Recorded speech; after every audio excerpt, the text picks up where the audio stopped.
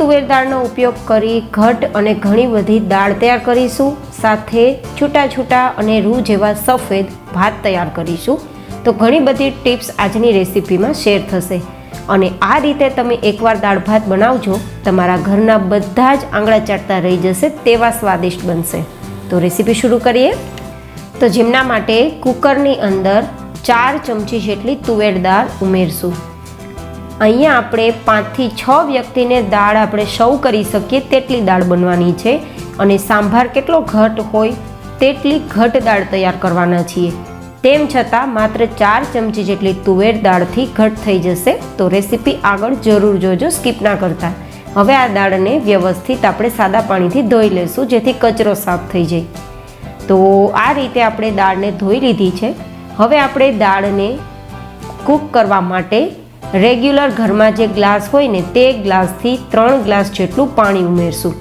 આગળ આપણે જરૂર લાગશે તો ઉમેરશું, પણ અત્યારે 3 ગ્લાસ પાણી ઉમેરશું. અને આપણે જ્યારે દાળ બાફીએ ને ત્યારે જ આપણે નમક ઉમેરી દઈશું. તો મેં 1 નાની ચમચી જેટલું નમક ઉમેરેલું છે અને 1 મોટી ચમચી જેટલું આ રીતે કુકરની સાઈડમાં તેલ ઉમેરશું. આ રીતે કુકરની સાઈડમાં તેલ ઉમેરવાથી આપણી દાળ ઉભરાશે નહીં અને કુકરનું ઢક્કણ કે ગેસ ખરાબ થશે નહીં. તો આ ટિપ્સ પણ દાળ બાફતી વખતે જરૂર ધ્યાનમાં રાખજો. હવે ગેસ ફ્લેમ પર કુકર મૂકી દઈએ અને ગેસને આપણે મીડિયમ રાખીશું. તો અત્યારે આપણે દાળ બફાય ત્યારે જ 4 નંગ જેટલા મરચાં ઉમેરી દઈશું. મરચાં તો તમારી પાસે તીખા હોય તો 2 થી 3 નંગ અથવા તો 1 નંગ પણ ઉમેરી શકાય, પણ મારે મરચાં મોડા છે. સાથે ઉપરથી દાંડી હટાવી અને 3 નંગ જેટલા ટમેટાં ઉમેરી દઈશું. આ રીતે એકવાર દાળ બનાવજો, ખૂબ ટેસ્ટફુલ બનશે. સાથે દાળને ઘટ કરવા માટે 1 નંગ જેટલું બટેટું ઉમેરશું, પણ બટેટાની છાલ ઉતારી લેશું અને આ રીતે 4 થી 5 ટુકડા કરી લેશું. જનરલી દાળને ઘટ કરવા માટે પ્રસંગોમાં સૂરણનો ઉપયોગ થતો હોય છે, પણ હર વ્યક્તિને સૂરણ મળવું મુશ્કેલ હોય છે. તો આ રીતે બટેટાનો ઉપયોગ કરી શકાય. જોકે બટેટું નાખીને દાળને ઘટ કરવી ઓપ્શનલ છે. જોકે ઘટ કરવા માટેનો મેં તમને ઓપ્શન બતાવેલો છે. તમે વધુ દાળ ઉમેરીને પણ દાળ ઘટ કરી શકો છો, પણ એકવાર આ રીતે બટેટું ઉમેરીને દાળ તૈયાર કરજો, ખૂબ જ ટેસ્ટફુલ બનશે. તો આ રીતે મેં બટેટું ઉમેરેલું છે અને હવે લગભગ 2 ચમચી જેટલા આદુના ટુકડા ઉમેરી દઉં છું. ઘણા બધા લોકો મને પ્રશ્ન કરે છે કે તમારું આદું ગુલાબી કલર જેવું શા માટે હોય છે? તો જેનું કારણ છે કે હું આદુને છાલ ઉતારી ટુકડા કરી અને થોડું સેંધા નમક મિક્સ કરી અને ફ્રીઝમાં એરટાઇટ બોક્સમાં રાખું છું.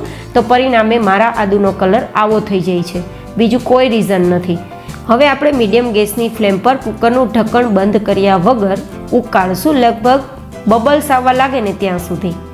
એ ઉકળે છે ત્યાં સુધીમાં આગળની પ્રોસેસ જોઈ લઈએ.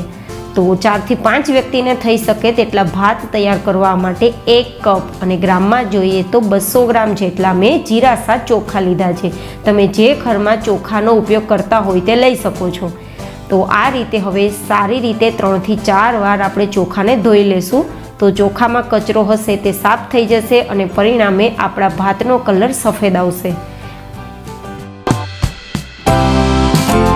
હવે આપણે ચોખાને છૂટા છૂટા બાફવા માટે જેટલા ભાત લીધા હોય તેના 5 ગણું આપણે પાણી ઉમેરવાનું. એટલે કે 1 કપ ચોખા છે તો 5 કપ જેટલું મેં પાણી લીધું છે. પરિણામે આપણા ચોખાના દાણા છૂટા છૂટા જ તૈયાર થશે. લગભગ 2-3 ચપટી જેટલું નમક ઉમેરીશું સારા ટેસ્ટ માટે. જોકે નમક ઉમેરવું ઓપ્શનલ છે.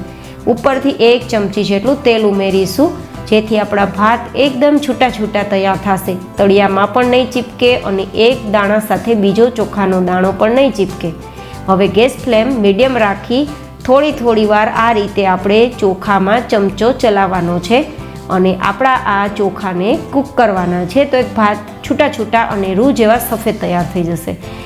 100% આપણા ભાતને આપણે બાફવાના છે, થોડા પણ કાચા નહીં રાખીએ જેથી પેટમાં દુખાવો ના થાય. અને રૂ જેવા ભાતને તૈયાર કરવા માટે એક સામગ્રી આપણે પાછળથી ઉમેરીશું. તો વિડીયો સ્કીપ ના કરતા આગળ જરૂરથી જોજો કે સામગ્રી કઈ છે. તો હવે 100% ભાત બફાઈ જાય પછી મળીશું.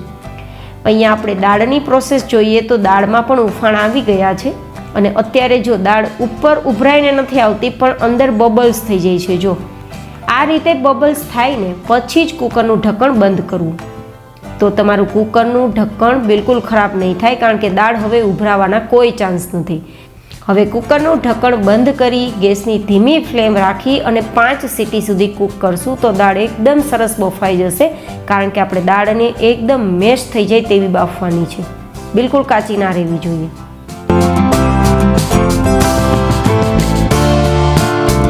આપણે ભાત પણ જોઈ લઈએ, કારણ કે ઓછામાં ઓછી 10-12 મિનિટ જેવો સમય થઈ ગયો છે, તો ઓલમોસ્ટ મીડિયમ ગેસની ફ્લેમ પર આટલા ભાત કૂક થઈ જ જાય. તો આ રીતે ચેક કરીએ તો દાણો આપણો બફાઈ ગયો છે, મેશ થઈ જાય છે એટલા માટે. તો હવે સફેદ રૂ જેવા ભાતને તૈયાર કરવા માટે 1 ચમચી જેટલો લીંબુનો રસ ઉમેરશું.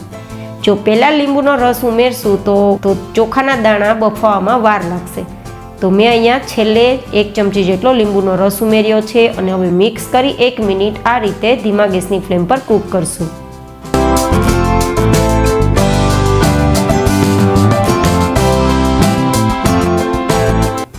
એક મિનિટ જેવો સમય થઈ ગયો છે, તો હવે ભાતને નીચે લઈ લેશું, ગેસની ફ્લેમ બંધ કરી દઈશું અને ભાતનો જે ચારણો હોય ને તેમાં નિતારી લેશું, જેથી પાણી અલગ થઈ જાય. જો તમે આ ભાતનું પાણી, જેને ઓસામણ કહેવાય, તે ઉપયોગમાં લેતા હોય, ઘણા લોકો ઓસામણને દાળમાં ઉમેરે છે તો પણ દાળ ઘટ થઈ જતી હોય છે, તો એ ઉપયોગમાં લેતા હોય તો લઈ લેવું. અત્યારે તમે જુઓ, બિલકુલ તપેલીમાં એક પણ ભાતનો દાણો ચીપકેલો નથી. અને હવે આપણા ભાતને સાવ ઠંડા કરીશું, 15-20 મિનિટમાં ઠંડા થઈ જશે.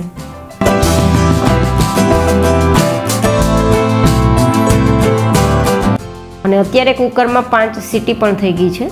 તો અત્યારે તમે જોઈ શકો છો કે આપણું ઢક્કણ એકદમ ક્લીન છે, જો બિલકુલ ખરાબ નથી થયું, જેનું કારણ આપણે કુકરમાં બબલ્સ આવી ગયા પછી ઢક્કણ બંધ કર્યું હતું ને, તો બિલકુલ દાળ નહોતી ઉભરાણી. અને આવી રીતે કરશો તો ક્યારેય નહીં ઉભરાય. ખાસ બટેટાને ચેક કરવું, જો બટેટું મેશ થઈ જતું હોય તો દાળ તો બફાઈ ગઈ સમજવું. હવે ખટાશ માટે 3 ચમચી જેટલો લીંબુનો રસ ઉમેરું છું. અને હા, અહીંયા તમે કોકમનો ઉપયોગ પણ કરી શકો છો. મારા વ્યુઅર્સ મને ઘણીવાર કોકમનું સજેશન આપે છે, બટ અત્યારે મારા ઘરમાં નથી તો મેં નથી ઉમેરેલું. અને અહીંયા ઓલરેડી આપણે નમક ઉમેરેલું છે, તો મસાલામાં 1 નાની ચમચી જેટલું કાશ્મીરી મરચું, જેથી કલર સરસ આવે, 1/4 ટીસ્પૂન જેટલો હળદર પાવડર અને 1 ચમચી જેટલું ધાણા જીરું પાવડર ઉમેરી અને સરસ મજાનું ક્રશ કરી લેશું બ્લેન્ડરથી. તો અત્યારે તમે જોઈ શકો છો કે દાળ એકદમ ઘટ તૈયાર છે. આટલી ઘટ તમને પસંદ હોય તો તમે રાખી શકો છો, પણ મને થોડી વધારે પાતળી જોઈએ છે તો 1 ગ્લાસ જેટલું પાણી ઉમેરું છું. તો મીડિયમ થિકનેસવાળી આપણી દાળ તૈયાર થઈ જશે. જેવી પ્રસંગોમાં હોય ને તેટલી ઘટ આપણી દાળ અત્યારે તૈયાર છે. હવે આપણે તડકો લગાવવા માટે 3 થી 4 ચમચી જેટલું તેલ ગરમ કરીશું. મીડિયમ ગરમ તેલ થાય ત્યારે સૂકા લાલ મરચાં ઉમેરવા. અહીંયા તમાલપત્ર, લીલો મીઠો લીમડો પણ ઉમેરી શકો છો હોય તો.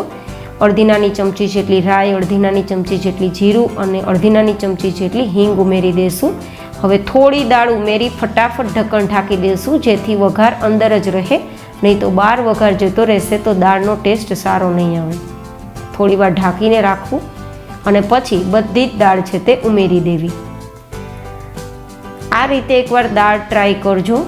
દાળ એ જ રીતે બને છે, પણ બાફતી વખતે જે આપણે પ્રોસેસ કરી છે ને, એકવાર એ રીતે કરજો, ટેસ્ટફુલ દાળ તૈયાર થશે અને બધા જ આંગળા ચાટતા રહી જશે એવી દાળ તૈયાર થશે. હવે મીઠાશ માટે 2 ચમચી જેટલો ગોળ ઉમેર્યું છું. અત્યારે 1 ચમચી જેટલો છે, પણ પાછળથી 1 ચમચી જેટલો મેં ઉમેરેલો છે, તો કુલ ટોટલ 2 ચમચી જેટલો મેં દેશી ગોળ ઉમેરેલો છે. અને હવે આ રીતે થોડી વાર ચલાવશું. 1 ચમચી જેટલી કસૂરી મેથી ઉમેરશું, જો હોય તો જરૂરથી ઉમેરજો, સારા ફ્લેવર અને ટેસ્ટ માટે. મિક્સ કરી દઈશું અને દાળને હવે એકદમ ધીમા ગેસની ફ્લેમ પર ઢાંકીને 15-20 મિનિટ માટે ઉકાળશું. આ રીતે થોડી લીડ ખુલ્લી રાખશું તો વરાળ બહાર નીકળી જશે અને પરિણામે દાળ ઉભરાશે નહીં.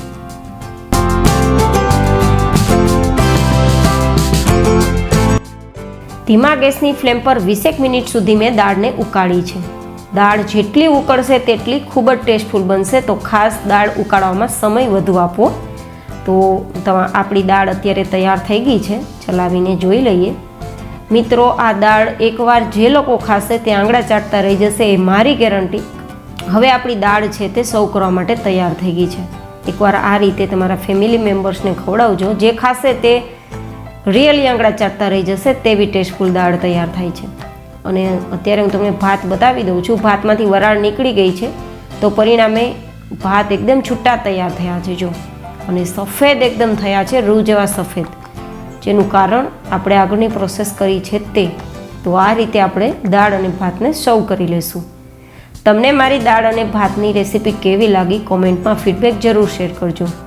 ફરી મળીશું ઇન્ટરેસ્ટિંગ રેસીપી સાથે. ત્યાં સુધી bye bye and take care.